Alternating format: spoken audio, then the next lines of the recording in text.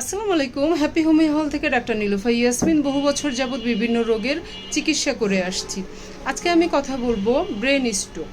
অনেক সময় দেখা যায় মিনি স্ট্রোক করার পরে কিছু জটিলতা দেখা দেয়, যেমন মুখটা হালকা একটু বেঁকে যায়, কথা অস্পষ্ট হয়ে যায়, জিহ্বা জড়িয়ে যায়, স্পষ্ট কথা বের হয় না।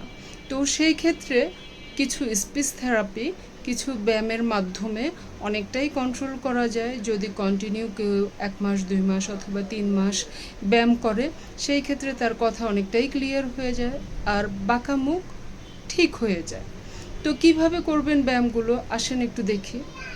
প্রথমে মুখ ভরে বাতাস নেবেন।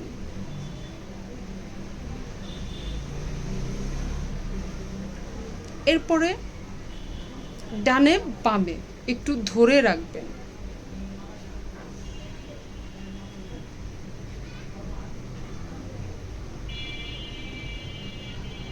এরপরে কুলি করার মতো বাতাসটাকে ঘোরাবেন।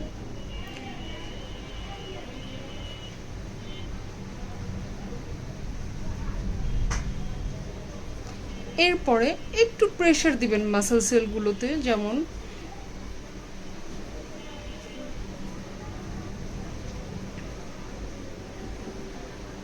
এভাবে একটু চেপে ধরবেন। এরপরে একটু সাউন্ড করতে হবে। কিভাবে করব দেখি।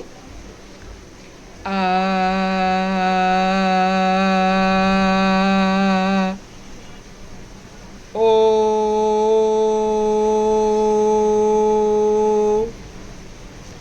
ই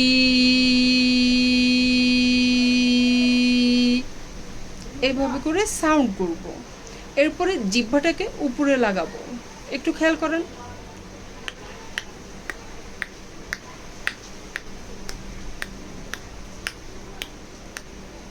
এই প্র্যাকটিসগুলো যদি স্ট্রোকের পরবর্তীতে নিয়মিত করা যায়, তাহলে অস্পষ্ট কথা স্পষ্ট হবে আর মুখ একটু বাঁকা হয়ে গেলে সেই বাঁকা মুখটা ঠিক হয়ে যাবে। চেষ্টা করবেন, নিজেকে ভালোবাসবেন, ভালো থাকবেন। আল্লাহ হাফেজ।